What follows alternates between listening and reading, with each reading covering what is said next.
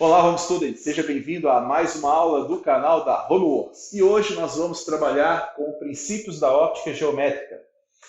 Ok, antes da gente começar a aula, você está chegando aí, quer estudar para o Enem, quer mandar bem na prova do Enem, quer mandar bem nas suas provas da escola, quer aprender física, todas as matérias aí do ensino médio, fundamental, se inscreva no canal, ative o sininho, olhe os vídeos aí que a gente tem postado e aprenda conosco. Bom, então vamos estudar um pouquinho sobre princípios da ótica geométrica. Bom, os princípios da ótica geométrica a gente enaltece, a gente enuncia, né, de três maneiras. Tá? Nós temos três princípios. Nós temos o princípio da propagação retilínea da luz, que é o primeiro princípio.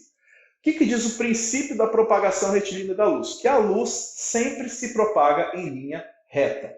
Okay? Ela sempre se propaga em linha reta. Antes da gente aprofundar um pouquinho sobre isso, a gente tem que definir o que é um raio de luz.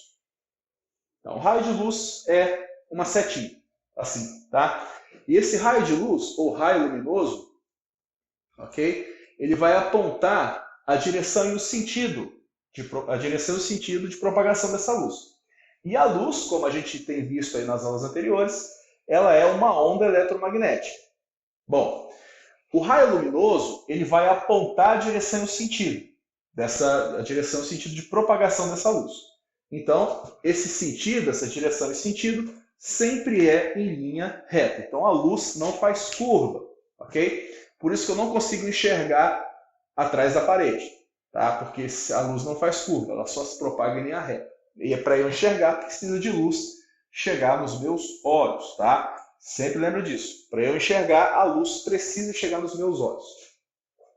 Bom, o que é o princípio da independência dos raios? O princípio da independência dos raios é o seguinte: se eu tenho um raio luminoso que está vindo para cá, e esse outro raio luminoso, ele corta esse outro raio luminoso, eles não interferem quando eles se cruzam. Eles são independentes, eles continuam o seu comportamento, eles continuam a sua propagação como se nada tivesse acontecido. Esses raios luminosos são independentes, ok? Bom, e nós temos também o princípio da reversibilidade dos raios.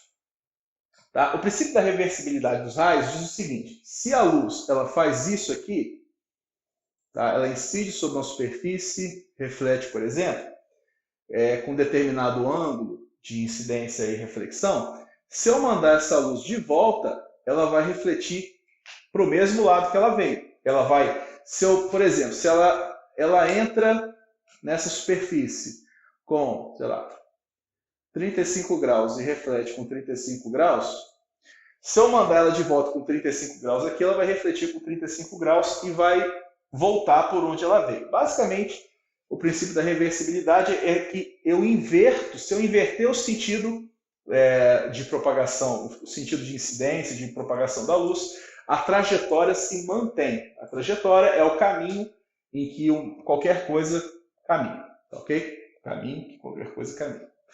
Bom, então, visto isso aqui, os princípios da ótica geométrica, a gente vai trabalhar um pouquinho sobre as reflexões, os tipos de reflexões. Bom, o que é uma reflexão luminosa? Uma reflexão é quando uma luz incide sobre o meio. Então, por exemplo, a luz está no meio 1, ela vem do meio 1, incide e volta para o mesmo meio. Isso é uma reflexão. Incide sobre a superfície e volta para o mesmo meio. Reflexão. E nós temos dois tipos de reflexão. Nós temos a reflexão especular e a reflexão difusa. A reflexão especular, ela acontece quando eu tenho uma superfície polida, tá? E o que acontece? Ela é uma superfície polida, uma superfície bem lisa. Então, os raios vão chegar sempre, né, com a mesma inclinação e vão refletir sempre com a mesma inclinação. O que vai acontecer? Eu vou conseguir me enxergar naquela superfície. Tá? Por isso que chama especular. Especular vem de espelho. Tá? Então, qualquer superfície que os raios luminosos vão chegar com índice, com um determinado ângulo, e vão refletir com o mesmo ângulo, isso vai permitir que eu consiga me enxergar naquela superfície. Então, a gente pode pensar, por exemplo, os próprios espelhos planos, a gente pode pensar metais polidos, panela, né? Então ela tem uma superfície lisa, vai fazer reflexão especular. Bom, a reflexão difusa, que é presente na maior parte dos objetos, eu tenho uma superfície mais deformada. Bom, como eu tenho uma superfície deformada, a luz ela vai chegar com diferentes inclinações. E toda vez que a luz incide sobre uma superfície, seja qualquer superfície, ela vai refletir com o mesmo ângulo de incidência e reflexão. Tá? Porém, numa superfície rugosa, tá? Ela chega com diferentes inclinações, porque a superfície é diferente, ela vai se alterando, ela é porosa. Então, como eu tenho diferentes inclinações, eu vou refletir com diferentes inclinações. E eu consigo ver o formato dos corpos com isso. Então, basicamente, eu consigo enxergar o formato dos objetos por causa dessa reflexão difusa. Ok, e para finalizar, né, vamos falar um pouquinho sobre refração. Refração é o seguinte, se reflexão eu venho de um meio e volto para o mesmo meio, refração, eu saio de um meio e vou para o outro. Tá? O fato de eu sair do meio 1, o raio de luz vem do meio 1 e vai para o meio 2, isso chama-se transmissão. Transmissão. A gente pode pensar o seguinte, hoje em dia não tem muito isso, mas quando você estava na escola, você mandava uma cartinha, pedia para alguém entregar uma cartinha para alguém. Né? Você pedia para o João entregar uma carta para Maria. Né? O João, ele transmitia a mensagem. Tá? E aí o João podia sacanear, escrever outras coisas que você não escreveu. Então podia ter um problema nisso também. Bom, então transmissão é quando você vai de um meio para o outro. Tá? E o que acontece? Quando você sai de um meio e vai para o outro, se eu sofro uma diferença de inclinação, olha que interessante. Se a luz fosse seguir reto, ela faria isso. Só que ela sofreu uma inclinação. Uma diferença de inclinação aqui. Tá? Um desvio, ela sofreu um desvio. Tá? Esse desvio, quando a luz passa de um meio para o outro, tá? A gente chama de refração. Isso acontece da seguinte forma. Quando a gente altera a velocidade da luz, então, se eu passo de um meio que tem um índice de refração para um outro meio que tem um índice de refração diferente, essa luz, esse raio luminoso, essa luz, ela vai sofrer uma perda da velocidade ou um ganho de velocidade. Então, se ela sai de um meio refringente para o meio mais refringente, ela vai perder velocidade. Se eu passo do meio mais refringente para o meio menos refringente, ela vai ganhar velocidade. A ideia de refração veio da ideia de refratar, de refratar. O que é refratar? Refratar é uma coisa que é dura, uma coisa que é resistente. Eu não sei se vocês já ouviram falar o termo, nossa, fulano é uma pessoa refratária. O que significa isso? Que fulano é duro de engolir, osso duro de roer, difícil de encarar, difícil de lidar.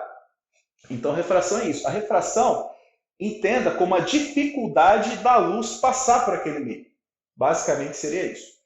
E esse índice de refração é denotado por esse N minúsculo.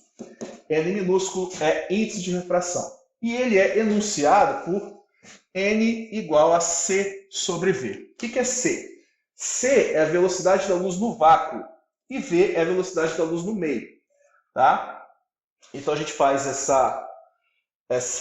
resolve essa equação e a gente vai achar um valor de N. Bom, a gente tem vários valores de N. A gente pode pegar uma tabelinha de índice de refração que tem esses valores de N aqui.